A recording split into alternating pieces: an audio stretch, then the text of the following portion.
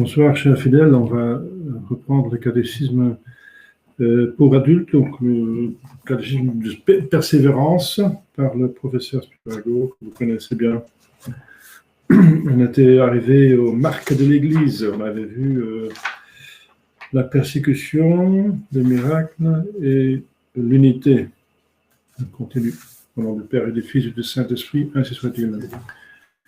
Notre Père qui es aux cieux, que votre nom soit sanctifié, que votre règne arrive, que votre volonté soit faite sur la terre comme au ciel. Donnez-nous aujourd'hui notre pain de chaque jour, pardonnez nos offenses, que nous pardonnons à ceux qui nous ont offensés. Il ne sait pas ce qu'on veut la tentation, mais délivrez-nous du mal, ainsi soit-il. Je vous salue Marie, pleine de grâce, le Seigneur est avec vous. Vous êtes bénie entre toutes les femmes, et Jésus, le fruit de votre œil, est béni. Sainte Marie, Mère de Dieu, priez pour nous pauvres pécheurs, maintenant et à l'heure de notre mort, ainsi soit-il. Saint Joseph, priez pour nous. Saint Calixte Ier, priez pour nous. Tous les anges et les saints de Dieu, priez pour nous, au nom du Père et du Fils et du Saint-Esprit, ainsi soit-il. Ma chère fidèle, vous savez déjà depuis longtemps qu'il y a donc 4 marques dans l'Église, mais finalement, vous savez aussi qu'il y en a 6. Il y a par celle qu'on dit dans le Credo, une sainte catholique et apostolique, et encore 2 autres qui est connue, c'est-à-dire qui sont connus, les miracles et les prophéties. Il y en a même encore d'autres qui sont dans l'Évangile, comme notre Seigneur Jésus-Christ dit qu'on vous reconnaîtrait comme des vrais disciples, que vous vous aimez entre vous, que vous chasseriez des démons, que vous prendrez des serpents et qu'ils ne vous mordront pas, mais ça appartient au miracle finalement, et que vous boiriez du venin, du poison, et ça vous ne fera aucun mal. Mais c'est vrai que dans l'histoire de l'Église, on a essayé d'empoisonner pas mal de personnes saintes comme Saint Benoît. Mais ça aussi, ça révèle du miracle. Alors, on avait vu l'unité de l'Église, l'unité qui est très importante maintenant pour la reconnaître, parce que c'est par cette unité qu'on est traditionnaliste, ça veut dire qu'on a gardé l'unité avec l'Église de toujours. Et les modernistes, Vatican II, ont changé l'Église, ont fait une deuxième Église, secte, ou une troisième, quatrième, parce qu'avec Luther, les protestants, il y a déjà d'autres églises, soi-disant qui se disent la vraie Église, mais qui ne sont pas la vraie Église parce qu'il manque l'unité. L'unité avec le passé, ils ne sont pas un, ils sont autres. Donc cette unité est une des marques les plus importantes pour reconnaître actuellement la vraie Église. Donc il faut avoir gardé les choses essentielles de l'Église, comme le dépôt de la foi. Ça, on est en train de voir ces 12 articles de la foi. Ensuite, les sacrements. Pas changer les sacrements, ils ont changé la messe. Ils ont joué, Vatican II a aussi changé la foi, hein, vous savez, de dire qu'il y a des éléments de vérité dans d'autres religions, c'est contre ce que l'Église nous a enseigné, qu'en dehors de l'Église, il n'y a pas de salut, qui est un dogme. Gaudium et Spes, qui est contre la royauté de notre Jésus-Christ, qui est aussi un dogme, hein.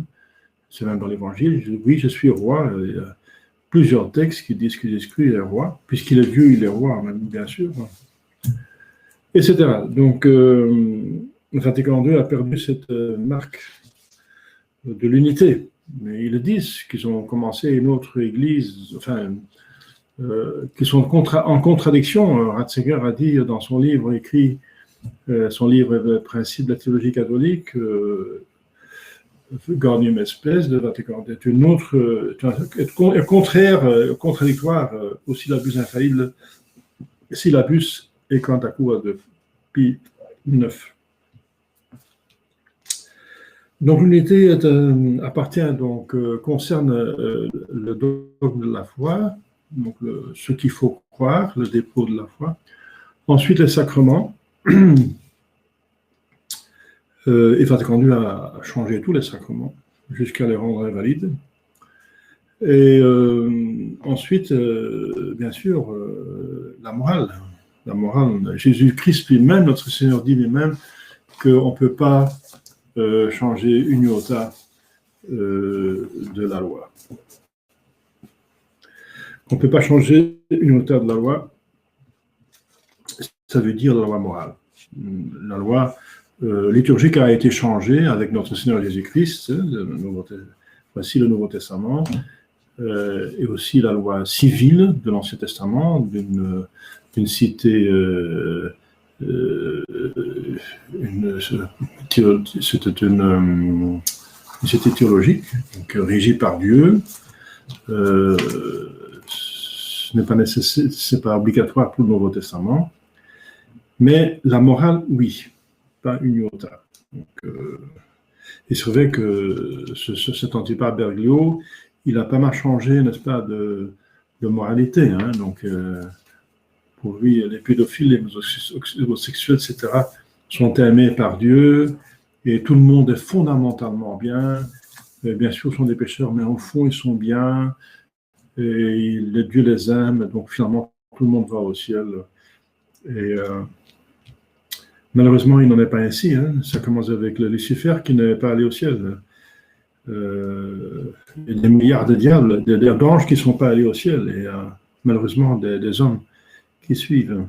Donc ils ont changé, et nous, qui voulons être catholiques, coûte que coûte, nous n'avons rien changé de ce qui est essentiel, bien sûr. Il y a des choses qui sont moins essentielles, qu'on peut changer, comme les papes ont changé le temps de jeûne, par exemple, avant l'Eucharistie, c'était à partir de minuit sous Pie X, et 3 heures à partir de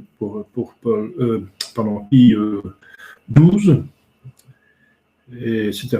Et aussi sur les indulgences, le droit canon a évolué par rapport aux situations des peuples, n'est-ce pas, qui se convertissaient. Donc ça oui. Donc la loi de l'Église peut... comment concrètement régir l'Église, la liturgie aussi, n'est-ce pas? Les papes ont ajouté les prières en bas de l'autel, la messe qui n'existait pas au 1er siècle, les prières en bas de l'autel. Donc, ce sont des petites choses que les papes peuvent changer, et même les évêques. Et ensuite aussi les nouveaux saints qui viennent. Dès qu'un saint est canonisé, il y a une nouvelle messe, ça veut dire la messe de ce saint-là, qui est instituée, qu'on peut célébrer. Donc il y a des choses qui changent. Il y a des messes qu'on peut célébrer, qu'on ne pouvait pas célébrer les premiers siècles.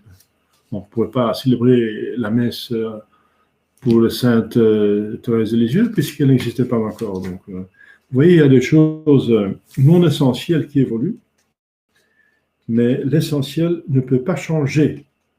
Et ça, c'est important. Donc, c'est la marque la plus importante.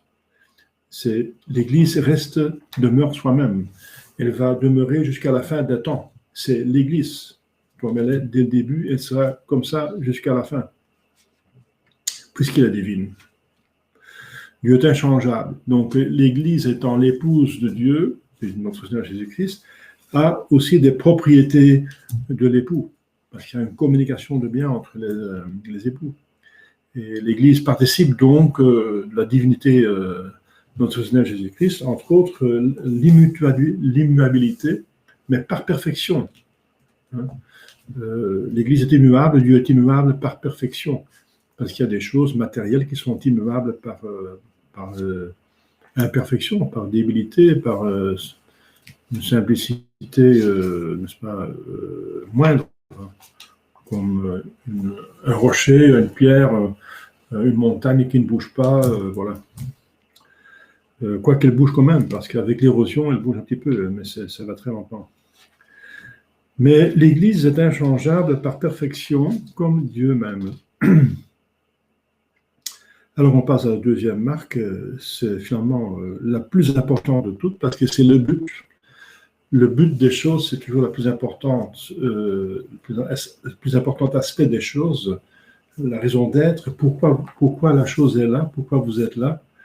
Mais si quelque chose n'a pas de raison d'être, on jette à la poubelle, Dieu ne va même pas la créer si une créature ne sert à rien, parce que Dieu est raisonnable. Donc le pourquoi est toujours le plus important. Eh bien, c'est la sainteté. La sainteté, l'Église a pour but d'amener les hommes au ciel, la sainteté. Et pour faire ça, elle est elle-même sainte, elle a une doctrine sainte, elle a des moyens qui viennent de Dieu, n'est-ce pas, la révélation. Elle a des moyens saints, les sacrements, les sacramentaux, qui sont sacro-saints, les très saints sacrements de l'autel. Et tous les sacrements sont saints, parce qu'ils donnent une grâce sainte. Et il y a les saints, n'est-ce pas, qui sont canonisés et qu'on peut vénérer bientôt le 1er novembre, et qui nous aident sur terre, qui appartiennent à l'Église triomphante. Et nous aussi, nous sommes en voie de sainteté, nous sommes l'Église militante et l'Église souffrante qui est dans le purgatoire. Ce sont aussi des saints, parce qu'ils ne peuvent plus pécher et ils vont certainement au ciel. Donc l'Église a pour but la sainteté et a pour ça des moyens saints. Et c'est une communauté de saints, n'est-ce pas? Il y a la communion des saints, c'est un point de foi. Un saint peut seul élever des saints. C'est communicatif. On a plein d'exemples. Saint François d'Assise qui appelle à la sainteté Sainte Claire d'Assise. Saint Jean de Bosco qui appelle à la sainteté Dominique Savio. Saint Benoît avec sa sœur Sainte Scolastique. Saint François de Sales avec Sainte Frémio de Chantal, Madame Frémio de Chantal, Saint Thérèse Avila qui entraîne Saint Jean de la Croix vers la sainteté, la réforme du Carmel, etc., etc. Saint Patrick, j'ai dit ça déjà plusieurs fois, quand il est entré en Irlande, il y avait peut-être 99% de païens et 1% de catholiques. Quand il est mort, c'était l'inverse. Il y avait 99% de catholiques et peut-être encore 1% de païens. Donc, ça c'est magnifique. Donc, l'Église est fertile, puisque c'est son but d'engendrer des enfants, ça veut dire dans la vie surnaturelle pour le ciel. Et la mort sera comme une naissance dans la vie, la vraie vie. C'est pour ça que l'Église est une mère qui nous amène au ciel, comme une mère accompagne un enfant jusqu'à la vie adulte, épanouie, naturelle. L'Église fait ça au niveau surnaturel. Donc l'Église catholique est sainte. Ça ne veut pas dire que tout le monde qui est catholique est saint. Non, malheureusement pas, parce qu'on a encore une volonté libre et il y a des personnes qui ne se comportent pas comme il faut et qui abusent même de leur titre de catholique et qui sont finalement en pratique pas catholiques. Donc, ça, c'est autre chose. Mais malgré tous ces faux catholiques et ces mauvais catholiques, il y aura toujours, dans tous les temps, des saints aussi. Et alors, nous, on doit chercher de trouver ces saints, de voir sur leur exemple, de se concentrer sur les saints, pas de les imiter, pas de les suivre, de les invoquer. Voilà, donc, comme par exemple la pénitence et l'Eucharistie, ce sont des moyens éminemment efficaces pour la sainteté. La pénitence enlève du péché mortel, mais dans l'état de grâce, comme le baptême d'ailleurs, mais le baptême ne fait ça qu'une fois. Et l'Eucharistie, c'est Dieu lui-même qui a sainteté en personne, qui se donne à nous comme nourriture pour que nous allons croître en sainteté. Voilà. Alors l'Église apprend aussi, je donne des cours de spiritualité, parce que l'Église a effectivement aussi une doctrine, comment devenir saint, n'est-ce pas? C'est la spiritualité. C'est très important, n'est-ce pas, de s'informer de cela. Pour un laïc, c'est important de connaître son catéchisme. Bien sûr, la liturgie, il faut pouvoir suivre la messe et de connaître ses devoirs d'État et les 10 commandements. Mais après, c'est très important, n'est-ce pas, de lire les vies des saints pour avoir des exemples et un petit peu de spiritualité pour savoir comment, un petit peu, enfin le plus possible, pour acheminer vers le but pourquoi nous existons au nom du ciel. Mais il y aura toujours des mauvais et des méchants, c'est la parabole des livrets et des poissons mauvais. Mais ça ne nous empêche pas de devenir saints. Au contraire, il nous exerce dans les vertus, en les supportant, n'est-ce pas, le mauvais caractère, etc. Et nous aussi, nous avons nos vices, hein, donc il faut rester humble, d'abord s'accuser soi-même. Et le reste, ce sont des croix qui nous élèvent au ciel, qui nous font mériter. Donc, ça, c'est aussi la plus belle marque de l'Église, n'est-ce pas? Il y a beaucoup de gens qui se convertissent vers l'Église parce qu'ils ont vu des saints, l'exemple des saints. Comme je viens de donner l'exemple de Saint Patrick, mais ce n'est pas le seul. La plupart des grandes conversions se sont faites par des saints, parce que la sainteté est communicative, elle stimule, elle attire. C'est une bonté qui attire. Toute bonté attire, mais la perfection de la bonté attire très fortement. Voilà.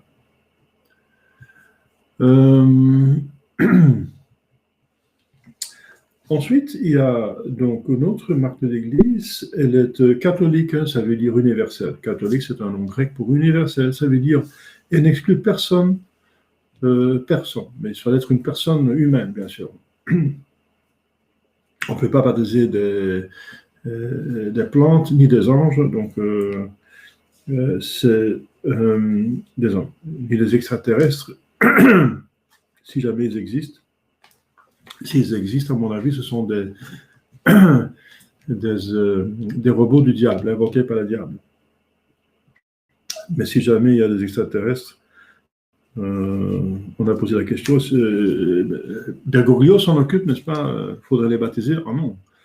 Baptiser, c'est en premier lieu enlever le péché originel d'Adam. Donc s'ils ne descendent pas d'Adam, il n'y a pas de péché originel. On ne peut pas les baptiser, donc c'est ridicule, n'est-ce pas? Donc l'Église consiste... mais alors, il ne faut pas exclure aucun homme. Il y a eu cette attitude scandaleuse un certain temps que, par exemple, pour avoir des esclaves, pour faciliter l'esclavage, il y a des gens riches qui ont essayé de préconiser et enseigner que certains peuples n'étaient pas des hommes, ce sont de singes intelligents, etc., pour pouvoir abuser d'eux, n'est-ce pas? Mais ça, c'est absolument faux. Dès qu'un homme peut parler, un être peut parler comme un homme, il agit comme un homme, il parle, il comprend la mathématique, 1 et 1 c'est 2, et 2 moins 1 c'est 1. L'abstraction, dès qu'il peut abstraire, il comprend des définitions, il a un esprit, donc il est homme, il a une âme, donc c'est clair. Donc, et la couleur et l'aspect, ce sont des choses secondaires. Quoi qu'il y a comme ça, il y a quand même des choses qui spécifient, hein, donc le tempérament différent, etc. Mais essentiellement, c'est toute la même chose. On a tous la nature humaine. Eh bien, chaque personne qui a la nature humaine, et qui est vivante, bien sûr, si elle est décédée, elle a toujours la nature humaine, c'est un âme du purgatoire, on ne peut pas la baptiser. Hein, donc, c'est encore une erreur, il y a des gens qui pensent qu'on peut baptiser après la mort. Il y a toute une pratique à jeter de l'eau en baptisant un enfant qui vient de mourir par l'avortement et on le baptise comme ça, un enfant qui est mort. On jette de l'eau quelque part dans un coin et en pensée, on a baptisé l'enfant. C'est une pratique que pas mal de gens font, mais c'est faux. Malheureusement. Donc, on peut seulement baptiser des personnes humaines, mais vivantes, n'est-ce pas? Vivantes. Voilà. Alors,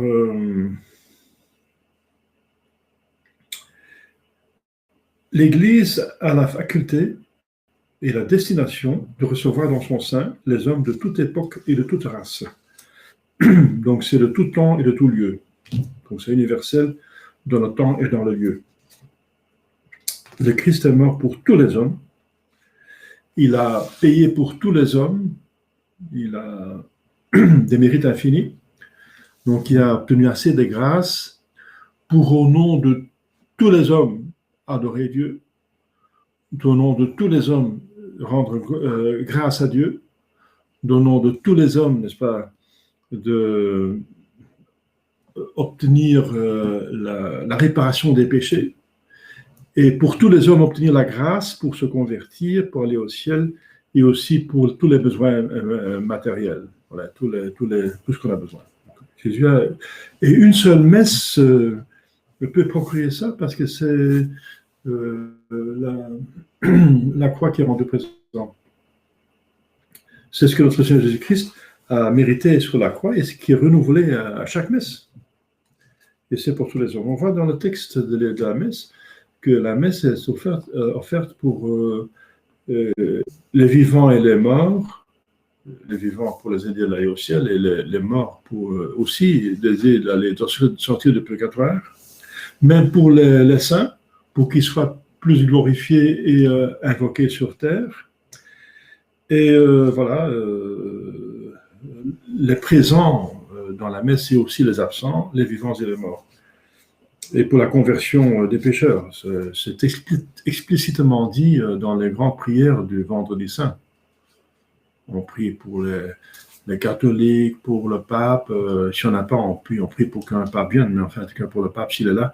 Les évêques, les prêtres, les catéchumènes, les fidèles, ceux qui sont dans les besoins, comme ceux qui sont malades ou ceux qui sont en voyage, pour les juifs qui se convertissent, pour les islamistes, pour les païens, etc. Donc, pour tous les hommes.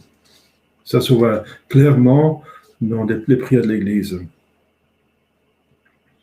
Donc, l'Église existe pour tous les peuples. Si un groupe dit qu'ils sont l'Église catholique et ils excluent des personnes, ils ont déjà une marque de moins, donc c'est une des preuves que ce n'est pas la vraie Église.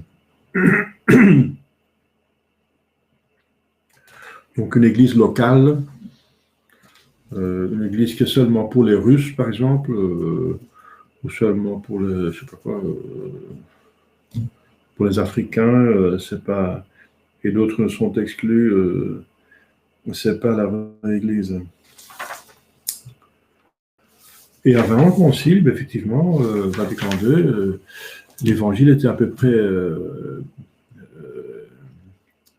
annoncé dans le monde entier, et il y avait pratiquement dans tous les peuples des catholiques, quoiqu'il y avait encore un gros travail à faire en Asie. Mais il y a des catholiques en Chine, mais c'était très difficile là. En Afrique, ça allait assez bien, et aussi en Amérique du Sud, très très bien. En Europe, oui. Mais ce qui est difficile, c'est la Chine, l'Asie. Sauf un pays, c'est quoi encore, c'est l'Inde, les Philippines. Les Philippines sont très catholiques avant le concile, parce que tout le monde est catholique, c'est l'exception. C'est le pays catholique de l'Asie, pratiquement 100% catholique. Maintenant, ils sont plus catholiques, mais ils ont malheureusement accepté Vatican II, mais ce sont des gens, à mon avis, qui sont pieux en soi, qui ont été trompés comme beaucoup. Voilà. Une église comme l'église russe, qui dépend absolument d'un souverain, un tsar ou bien un parti communiste ou un gouvernement, ne peut pas être la vraie église, pas plus que celle de Luther, qui déclara la lecture de la Bible comme indispensable au salut, ni celles qui n'ont pas de mission parmi les païens, ou dont les missions sont sans succès, sont stériles. Si ce n'est pas la faute du peuple qui rejette l'évangile, bien sûr, parce que ça peut arriver aussi, comme notre Seigneur Jésus-Christ lui-même et les apôtres ont dû quitter la Palestine parce que les Juifs n'ont pas accepté, ils ont été chassés, ça c'est autre chose. Ils ne sont pas capables de convertir les gens qui sont de bonne volonté, c'est qu'il y a un problème. La vraie Église est apostolique, ça c'est une sainte catholique apostolique, c'est la dernière marque des 4 les plus connues, donc du credo. Apostolique, ça veut dire qu'elle remonte jusqu'aux apôtres par la doctrine, mais aussi par les sacrements, par les ordinations. Il y a une lignée donc apostolique. Donc les apôtres qui étaient des évêques ont sacré d'autres avant de mourir, et voilà, avec un rite valide. Et il faut, comme prêtre ou évêque, dépendre de cette lignée pour être catholique. Donc, si on va chercher une ordination chez les schismatiques, et ensuite on revient dans l'Église catholique, on dit voilà, je suis évêque, je suis prêtre, ça compte pas, n'est-ce pas? C'est peut-être l'ordination est valide parce qu'il y a quand même une succession quelque part, mais par l'hérésie et le schisme, vous avez coupé l'unité avec l'Église, donc on n'accepte pas ça dans l'Église. Et souvent, la succession apostolique a été rompue, dans la plupart des sectes, des hérétiques.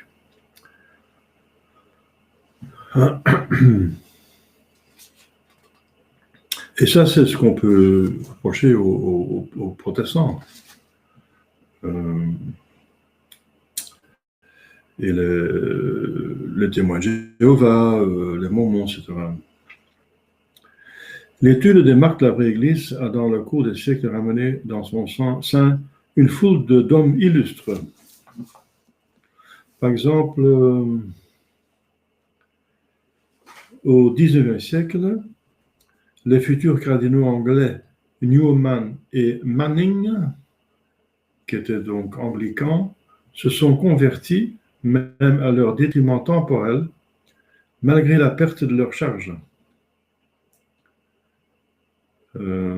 C'est au contraire qu'ils sortirent de l'Église, prouvèrent toujours par leur vie ultérieure combien peu ils valaient. Donc Newman voulait prouver que la secte anglicane était la vraie Église, et en plongeant dans l'histoire, il a trouvé le contraire, que l'Église catholique est la vraie Église catholique, et il s'est converti. Alors, vous connaissez cet exemple de Mélanchthon, le principal disciple de Luther, c'était le théologien de Luther, écrivait à sa mère, restée catholique, qui posait la question, parce qu'elle est mourante, n'est-ce pas? Elle dit, maintenant que je suis mourante, qu'est-ce que je dois faire? Alors, Mélanchthon, qui aimait sa mère, il était honnête, il a dit, il est plus facile de vivre dans le protestantisme, mais il est plus sûr et plus doux de mourir dans le catholicisme. La religion nouvelle, c'est protestante, n'est-ce pas, a plus d'apparence, le catholicisme a plus de sécurité. Voilà. Est-ce qu'il y a des questions sur, on vient à la fin des marques. La fois prochaine, on parlerait de hors de l'Église catholique, point de salut. Ça appartient bien sûr à son unité. Il n'y a qu'une seule Église, ça veut dire qu'il n'y a pas une deuxième, mais c'est quand même un point spécial qui est développé par le catéchisme et par l'Église elle-même. Hein. C'est un dogme. Il y a des questions là? Monseigneur Schuckart est ordonné et consacré. Oui, si l'évêque c'est consécration épiscopale. Hein, oui. Ou un sacre, oui, on peut dire un sacre. Par un évêque qui était baptisé comme catholique, et qui a départ l'Église catholique et a rejoint, il a joint les vieux catholiques après.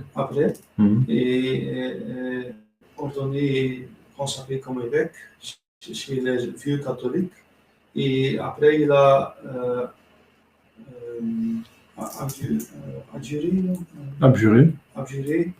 les vieux catholiques et devenu de nouveau catholique chez les traditionalistes,